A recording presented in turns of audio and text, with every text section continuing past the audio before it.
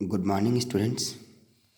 आज अपन अभी बात करेंगे विमीय विश्लेषण विधि के अनुप्रयोग और उसमें आज अपन दूसरा अनुप्रयोग पढ़ रहे हैं। इससे पहले पिछले लेक्चर में अपन ने पहला अनुप्रयोग पढ़ लिया है कि एक माध्यम से या एक पद्धति से दूसरी पद्धति के अंदर मात्रकों का रूपांतरण करना। CGS से MKS, MKS से FPS, FPS से CGS आपस में एक दूसरे को इंटरचेंज अपन कर सकते हैं। यहाँ पर अपन अभी जो दूसरा अनुप्रयोग है उसमें पढ़ेंगे भौतिक समीकरणों के विमीय संतुलन की जांच करना। अर्थात विमीय विश्लेषण विधि का प्रयोग करते हुए अपन ये पता कर सकते हैं कि कोई भी दिया गया भौतिक समीकरण है, कोई भी भौतिक फॉर्मूला है, वह विमीय रूप से सही है या नहीं है। तो अगर इसमें अपन विमीय समांगता सिद्धांत का प्रयोग करेंगे और देखेंगे कि अगर दोनों पक्षों की विमाएँ समान आ जाती हैं तो वह विमीय रूप से समीकरण सही होगा। अगर दोनों पक्षों की विमाएँ समान नहीं आती हैं तो वह विमीय रूप से सही नहीं होगा। और अगर किसी भी सूत्र फॉर्मूला समीकरण में एक से ज़्यादा टर्म घट रही हैं या जुड़ रही हैं तो उसमें प्रत्येक टर्म का विमीय संतुलन आवश्यक है। अर्थात अगर राइट हैंड साइड में 3 या 4 टर्म हैं या 2 टर्म हैं तो हर टर्म का विमीय समीकरण है या जो विमा है वह लेफ्ट हैंड साइड के बराबर होना चाहिए। किसी एक भी टर्म का अगर विमीय समीकरण लेफ्ट हैंड साइड की विमीय समीकरण के बराबर नहीं होगा तो वह संतुलन की अवस्था में नहीं होगा तथा वह सूत्र है वह विमीय विश्लेषण विधि और विमाओं के समांगता सिद्धांत के अनुसार सही नहीं होगा। तो देखिए इसमें किसी भी भौतिक समीकरण के सही होने के लिए आवश्यक है कि लेफ्ट हैंड साइड की विमा और राइट हैंड साइड की विमाएँ समान होनी आवश्यक है। तो अगर ये विमाएँ समान होंगी तभी वह विमीय संतुलन की स्थिति में होगा। तो इसका जो एप्लीकेशन है, इसके जो न्यूमेरिकल हैं वो देखते हैं अपन। न्यूमेरिकल सोल्व करेंगे तो यह अच्छे से और समझ पाएंगे। जैसे कोई भी आपको एक समीकरण दिया गया है, कोई एक इक्वेशन फार्मूला दिया गया है जिसका नाम है जो है V बराबर 2GH। जैसे एक गति का समीकरण है। नॉर्मली अगर छोटी क्लासेस में अपन ने गति के समीकरण पढ़े हैं तो अपन को पता है कि V² बराबर U² प्लस का 2AS ऐसा कुछ होता है। तो इसमें अगर मैं अंतिम वेलोसिटी को 0 मानूं और गुरुत्वाकर्षण के अधीन गति कराऊं तो यह हो जाएगा V0 बराबर U² माइनस का 2AH, ये AG बन जाएगा तो 2GH बन जाएगा। तो ये V या U इसके GH के बराबर आ जाएगा। तो ये सही समीकरण है, लेकिन इसको अपन विमीय रूप से चेक करना चाहते हैं। तो विमीय रूप से चेक करने के लिए क्या करेंगे, सबसे पहले लेफ्ट हैंड साइड की विमा, इस तरफ की विमा और फिर इस तरफ की विमा, दोनों विमाएँ अगर समान आ जाती हैं तो समीकरण सही है। तो देखिए लेफ्ट हैंड साइड की विमा क्या है, लेफ्ट हैंड साइड में दे रखा है वेलोसिटी या वेग, और वेग की विमा क्या होती है m0 L1 t-1, ये वेग की विमा होती है। अब अपने पास में लेफ्ट हैंड साइड की विमा आ गई है। अभी राइट हैंड साइड की विमा ज्ञात करेंगे। राइट हैंड साइड की विमा क्या है, √2GH। तो √2GH की विमा ज्ञात करते हैं। तो देखिए सबसे पहले 2 की विमा, 2 की तो कोई विमा होगी ही नहीं क्योंकि 2 एक विमाहीन राशि है। मैंने बताया था सबसे पहले कि कोई भी जो आंकिक मान होते हैं जैसे कि नंबर्स होते हैं, पाई का मान है, ई का मान है, sine theta cos theta trigonometric फलन है, या लोग के मान हैं, लॉगरिथम के मान हैं, ये सारे के सारे मान वैल्यू हैं, ये विमाहीन होती हैं, इनकी कोई भी विमा नहीं होती, इसलिए इनकी विमाएँ नहीं लिखते हैं और इसको यूँ का यूँ छोड़ देते हैं। तो 2 है, इसकी कोई विमा नहीं लिखेंगे। अब आता जी है गुरुत्वीय त्वरण।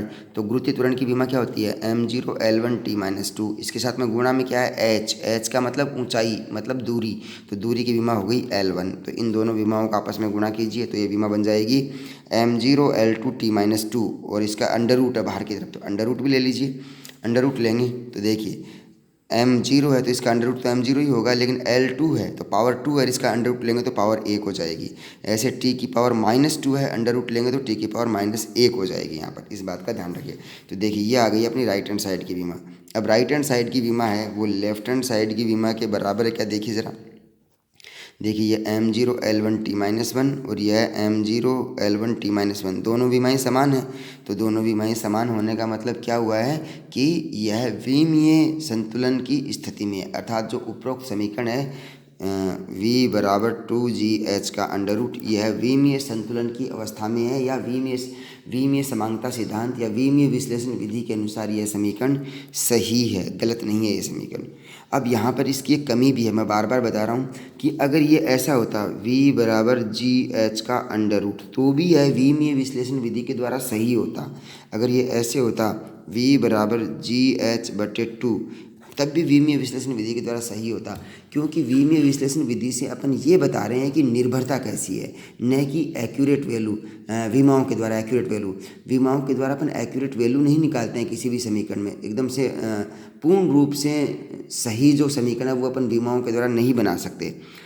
अब यहाँ पर तो ये बताता है इस विमाओं के सिद्धांत से कि जो किसी भी कण है उस कण का जो वेग है वह गुरुत्वाकर्षण और ऊंचाई h दोनों के गुणनफल के वर्गमूल के समानुपाती होता है। गुरुत्वीय त्वरण और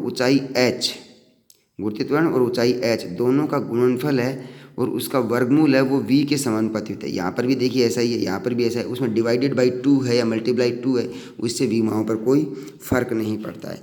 तो ये दोनों वैल्यू हैं वो समान आ गई। इन दोनों वैल्यू समान आने की वजह से ये v बराबर अंडर रूट 2gh आ गया, अर्थात विमीय समीकरण, ये विमीय रूप से उपरोक्त समीकरण है ये सही है। यहाँ पर 2 की कोई विमा नहीं है, इस बात के बारे में अपन डिस्कस कर चुके हैं। ओके ठीक है। अब देखिए अगला इस पर एक सिंपल सा एग्जांपल और लेते हैं विमीय समांगता सिद्धांत या विमीय विश्लेषण विधि के द्वारा कि स्थितिज ऊर्जा है, कोई भी एक निकाय है, कोई एक बॉडी है, कण है कोई भी एक, और उसकी स्थितिज ऊर्जा पोटेंशियल एनर्जी Pe बराबर mgh है। अब ध्यान रखिए Pe अलग अलग नहीं है, Pe पोटेंशियल एनर्जी का सिंबल है, रूप है, इसको Pe के रूप में लिख रहे हैं। तो स्थितिज ऊर्जा है पोटेंशियल एनर्जी वह mgh के बराबर है। तो आप बताइए कि यह समीकरण सही है या नहीं है, विमीय सिद्धांत के अनुसार विमाओं की संतुलन की स्थिति में सही है नहीं है। तो विमीय परीक्षण करते हैं इसका। तो ध्यान रखिए आपको स्थितिज ऊर्जा की विमा पता होनी चाहिए। तो देखिए स्थितिज ऊर्जा, गतिज ऊर्जा और कार्य, इनकी विमाएँ एक जैसी होती हैं, अर्थात कार्य ही ऊर्जा है और ऊर्जा ही कार्य है। तो इसलिए ऊर्जा और कार्य की विमा को एक जैसा माना गया है और ऊर्जा के ही रूप हैं स्थितिज ऊर्जा और गतिज ऊर्जा दोनों, जो कि स्थितिज ऊर्जा किसी भी निकाय की किसी निर्देश तंत्र के सापेक्ष दूरी कितनी है, स्थिति कितनी है, उस पर निर्भर करती है। और गतिज ऊर्जा किसी भी कण या निकाय की गति अवस्था में जो ऊर्जा है वह उसकी गतिज ऊर्जा होती है। अर्थात स्थितिज ऊर्जा है वह कार्य की ऊर्जा के जो स्थितिज ऊर्जा वह कार्य की विमा के बराबर ही होगी, तो उसकी विमा कार्य की विमा के बराबर होगी। अर्थात पोटेंशियल एनर्जी की एनर्जी है जो विमा है, पोटेंशियल एनर्जी की जो विमा है वह वही होगी जो कार्य की विमा है। तब पोटेंशियल एनर्जी की विमा हो जाएगी m1L2T-2।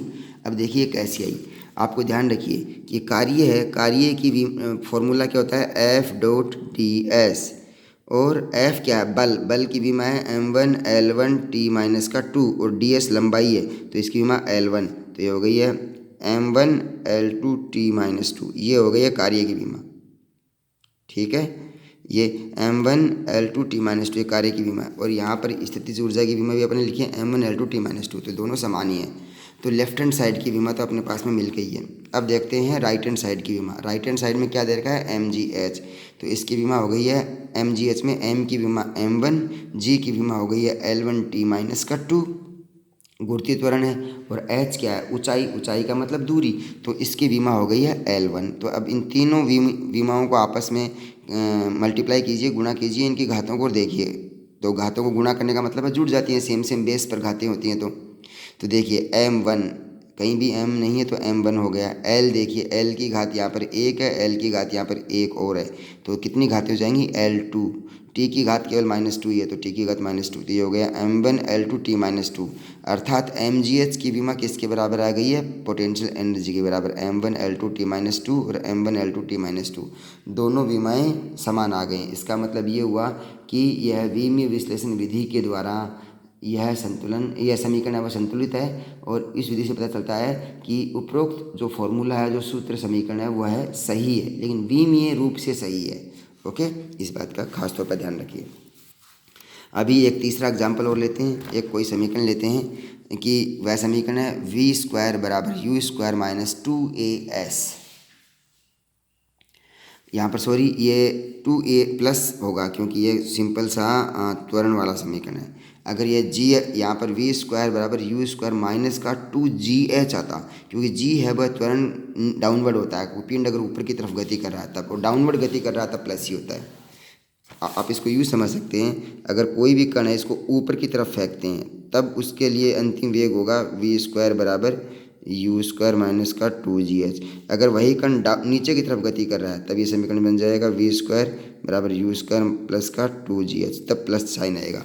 यहाँ पर यह कोई भी एक कण है वह क्षैतिज दिशा में ही गति कर रहा है, हॉरिजॉन्टल रूप से गति कर रहा है क्षैतिज दिशा में, तो उसका त्वरण a है और किसी समय में उसके द्वारा तय की गई दूरी है वह s है, और उसका प्रारंभिक वेग है वह u है, और अंतिम वेग मतलब किसी समय t पर जब उसने दूरी s तय की है तब उस समय t पर उसका वेग है वह v है। तो उसके द्वारा समीकरण ये इस प्रकार से दिया गया है। क्या ये समीकरण सही है या गलत है, ये अपन को पता करना है। देखिए यहाँ पर अब 2 टर्म दे रखे हैं राइट हैंड साइड में, जब मैंने बात की थी स्टार्टिंग में ही, तो इसमें प्रत्येक टर्म की जो विमा है वह लेफ्ट हैंड साइड की विमा के बराबर होनी चाहिए। तो लेफ्ट हैंड साइड की विमा है, लेफ्ट हैंड साइड में जो मान दे रखा है वो वेग का वर्ग दे रखा है, वेग का स्क्वायर है। तो वेग के स्क्वायर की विमा है वह इसके भी बराबर होगी और इसके भी बराबर होगी। दोनों के अलग अलग बराबर होनी चाहिए, और अलग अलग बराबर न होगी तो ये समीकरण गलत होगा। इसका मतलब यह है कि हर एक पद की विमा एक जैसी आनी चाहिए। तो चलिए चेक करते हैं लेफ्ट हैंड साइड की विमा। लेफ्ट हैंड साइड में क्या बराबर राइट हैंड साइड की विमा, ये जरूरी है लिखना अपने लिए, क्योंकि इससे द्वारा अपन प्रूव कर रहे हैं। अब देखिए लेफ्ट हैंड साइड में दे रखा है वी स्क्वायर की विमा क्या होती है, वेग का वर्ग। तो वेग की विमा की लिखिए, तो वेग की विमा है L1t-1 और इसका वर्ग क्या है स्क्वायर। तो वेग के वर्ग की विमा हो गई है L2t-2, ये माइनस साइन है ध्यान रखिएगा। ओके, ये t-2 है, ठीक है। अब देखिए ये अपने लेफ्ट हैंड साइड की विमा ज्ञात कर लिए। अब ज्ञात करेंगे राइट हैंड साइड की विमा। तो राइट हैंड साइड की विमा ज्ञात करेंगे, तो ये राइट हैंड साइड में क्या टर्म दे रखी है, यू स्क्वायर प्लस का 2as। तो यू स्क्वायर प्लस 2as है, तो अब यू स्क्वायर की विमा और 2as की विमा, दोनों पदों की विमाएँ एक जैसी होनी चाहिए, और वो एक जैसी विमाएँ वी स्क्वायर के बराबर विमा बराबर होनी चाहिए। तो यू स्क्वायर तो वेग है, तो उसकी विमा तो सेम वेग के जैसी होगी। तो देखिए यू स्क्वायर का मतलब L1t-1 का स्क्वायर, और साथ में 2as, तो 2 की तो कोई विमा नहीं होगी, और a क्या है त्वरण, और त्वरण की विमा क्या होगी, त्वरण की विमा होगी, ये प्लस साइन ध्यान रखिए, त्वरण की विमा होगी L1t-2, और s क्या है दूरी, तो दूरी की विमा हो जाएगी L1। अब इसको सोल्व कीजिए, तो सोल्व करेंगे तो देखिए ये आएगा L2t-2 प्लस L2t-2। तो देखिए L2t-2 ये दोनों विमाएँ एक जैसी आ रही हैं ना, तो इसका मतलब इस तरफ की जो विमा है वो L2t-2 है, राइट हैंड साइड की एक जैसी विमाएँ हैं। और लेफ्ट हैंड साइड की बीमा क्या थी, वो भी थी L2t-2। तो लेफ्ट हैंड साइड की बीमा और राइट हैंड साइड की बीमाएँ, दोनों बीमाएँ एक जैसी आ गई हैं। तो दोनों बीमाएँ एक जैसी आ गई हैं, तो यह जो समीकरण है यह विमीय रूप से सही है, अर्थात गति का जो तीसरा समीकरण है वो विमीय रूप से यहाँ पर सही है, ये अपन ने चेक किया। अभी इसके लिए अपने एक और जो विमीय समीकरण उसको चेक करते हैं। यहाँ पर दे रखा है y बराबर mgl/πr²Δl। अब ये क्या है, सबसे पहले तो ये देख लीजिए। y का मतलब होता है यंग प्रत्यास्था गुणांक, m का मतलब द्रव्यमान, g का मतलब गुरुत्वीय त्वरण, l का मतलब लंबाई, r त्रिज्या है और डेल्टा l है लंबाई में परिवर्तन। तो आप ये क्या है, ये सूत्र, ये आगे के चैप्टर में इसको अपन डिस्कस करेंगे, लेकिन थोड़ा सा इसके बारे में जानकारी ले लीजिए कि ये कोई तार है जो l लंबाई का है, और उस तार पर l और उस तार की त्रिज्या है ना वो r है। जब उस तार के ऊपर m द्रव्यमान लटका देते हैं तो उस m द्रव्यमान के कारण से इस तार में खिंचाव उत्पन्न होता है और इस तार की लंबाई में वृद्धि होती है। तो नई लंबाई ये बन जाती है, वो है L प्लस डेल्टा L, अर्थात जो लंबाई में वृद्धि है वो कितनी हो गई है, डेल्टा L, इतनी लंबाई बढ़ गई है। तो जब तार की लंबाई इतनी बढ़ गई है तो यह प्रयोग किया था यंग के द्वारा। तो यंग ने बताया कि उस तार का जो प्रत्यास्था गुणांक y है वह इस रूप से दिया जाएगा। अब प्रत्यास्था गुणांक की जो विमा है वो क्या होगी वो अपन को पता होना चाहिए। तो प्रत्यास्था गुणांक प्रतिबल, दाब, इनकी विमाएँ एक जैसी ही होती हैं। तो यहाँ से आप अगर आइडिया भी लगाएंगे तो देखेंगे एम जी का मतलब हो गया भार, एम जी का मतलब भार या बल, लंबाई मतलब विस्थापन लंबाई से, तो एम जी एल ऊपर वाला हो गया है कार्य, और नीचे कार्य को अगर मैं इस नीचे वाली लंबाई से हटा दूं तो ये ऊपर वापस कार्य बच गया, बल बच गया, बल, और ये हो गया क्षेत्रफल। तो बल बटे क्षेत्रफल, तो एक प्रकार से यह दाब के जैसी विमा हो गई है। तो इसका मतलब यह है कि जो यंग प्रत्यास्थता गुणांक है उसकी विमा आपको याद रखने का तरीका बता रहा हूँ, बस ये आपको याद होनी चाहिए। तो इसकी विमा हो गई है यंग प्रत्यास्थता गुणांक की, वह है लेफ्ट हैंड साइड और राइट हैंड साइड यूज़ करते हुए अपन आगे सिद्ध करेंगे इसको। तो लेफ्ट हैंड साइड में है y और इसकी विमा है m1 l-1 t-2, ये इसकी विमा है। तो अब y की विमा अपने पास आ गई है m1 l-1 और t-2, m1 l-1 t-2, ये इसकी विमा है। अब ये वाली विमा इस पूरे समीकरण की विमाओं के बराबर होनी चाहिए। अगर बराबर है तो ही ये समीकरण सही है, अगर बराबर नहीं है तो ये समीकरण सही नहीं है। तो चलिए 1 बाय 1 चेक करते हैं इसको। तो देखिए अब आती है राइट हैंड साइड की बारी। लेफ्ट हैंड साइड और राइट हैंड साइड बराबर होने के लिए ज़रूरी है कि राइट हैंड साइड की विमा ज्ञात करें और उसे लेफ्ट हैंड साइड के बराबर करें। तो राइट हैंड साइड में दे रखा है M G L divided by pi R square delta L. M क्या है? द्रव्यमान, उसकी विमा हो गई m1। जी क्या है? गुरुत्वीय त्वरण, उसकी विमा हो गई है l1 t-2। एल क्या है? लंबाई, उसकी विमा हो गई है l1। पाई क्या है? एक गणितीय राशि है, एक नियत मान है, आंकिक मान है, इसकी कोई भी विमा नहीं होगी, इसको छोड़ दीजिए। आर क्या है? त्रिज्या, तो त्रिज्या क्या है? दूरी, तो उसकी विमा हो जाएगी l1, लेकिन त्रिज्या का स्क्वायर है इसीलिए l2। डेल्टा एल का मतलब लंबाई में परिवर्तन, लंबाई में परिवर्तन भी तो लंबाई ही है, तो उसका मान भी हो जाएगा l1। चलिए सारे मान अपन ने रख दिए। तो देखिए इस l1 से इस l1 को मैंने कैंसिल किया, और आगे जब मैं इसको कैलकुलेट करूँगा तो हो जाएगा m1 l1 t-2 divided by l2 l की पावर 2। तो इसको जब कैलकुलेट करते हैं तो हो जाएगा l2 ऊपर की तरफ जाएगा तो 1 - 2 हो जाएगा, ये पावर माइनस हो जाएगी। तो m1 l-1 t-2, ये विमा आ गई है। अब आप देखिए ये वाली जो विमा है ये यंग के प्रत्यास्थता गुणांक की विमा के बराबर है, ये इसके बराबर देखिए। तो ये m1 l-1 l-1 t-2 t-2, तो ये दोनों तरफ की विमाएँ बराबर आ गई हैं, अर्थात लेफ्ट हैंड साइड बराबर राइट हैंड साइड आ गया है। लेफ्ट हैंड साइड बराबर राइट हैंड साइड आ गया है, इसका मतलब उपरोक्त भौतिक समीकरण है वह विमीय रूप से सही है। इसको विमाओं के रूप से अगर देखते हैं तो वह मान सही आता है। अगर आप चाहें तो इसमें ये कह सकते हैं कि इसी समीकरण को अगर मैं ऐसे लिखूं, सपोज करो इसी समीकरण को मैं लिखूं कि y बराबर mgl upon R square delta L, तब भी यह समीकरण विमीय रूप से सही होगा। अभी अपन ने जो मान ज्ञात किया था वो क्या था? mgl upon pi R square delta L. तो अगर कोई सूत्र ऐसा भी दिया गया है ना, तब भी वो विमीय रूप से तो सही है, लेकिन वो समीकरण है उसको अगर अपन बैलेंस करेंगे, संतुलन करेंगे नॉर्मली हर प्रकार से, तब वो ये हर प्रकार से प्रत्येक टाइप से गणित के रूप से संतुलित नहीं है, क्योंकि यहाँ पर पाई आना चाहिए, लेकिन यहाँ पर पाई इसलिए सही है।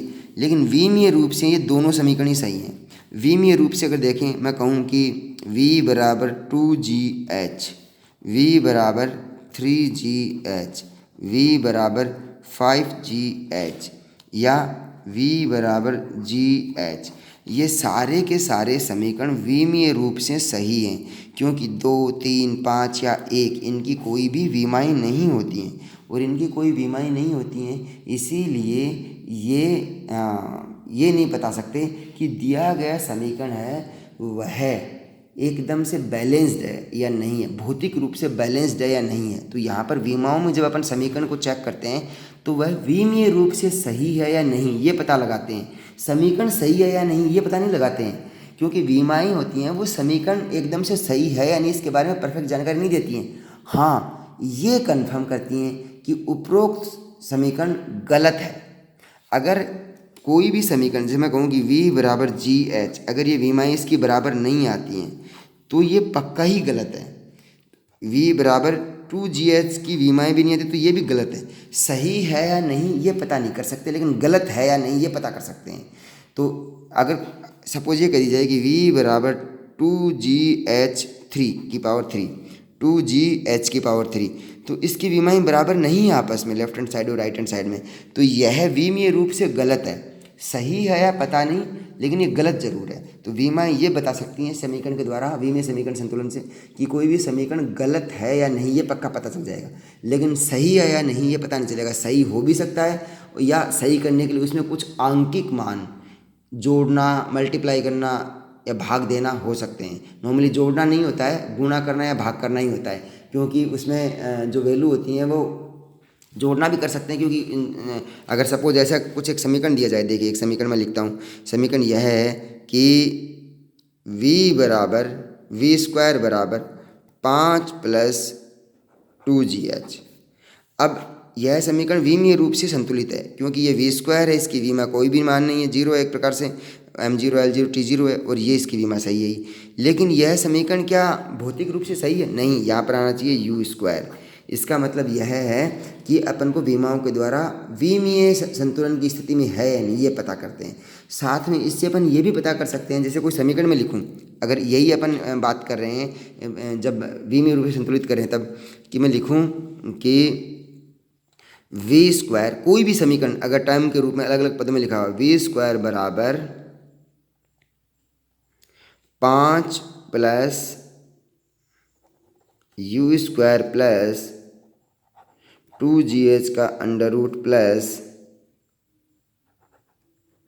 AT, ये कोई एक समीकरण दिया गया है। यह एक कोई समीकरण दिया गया है।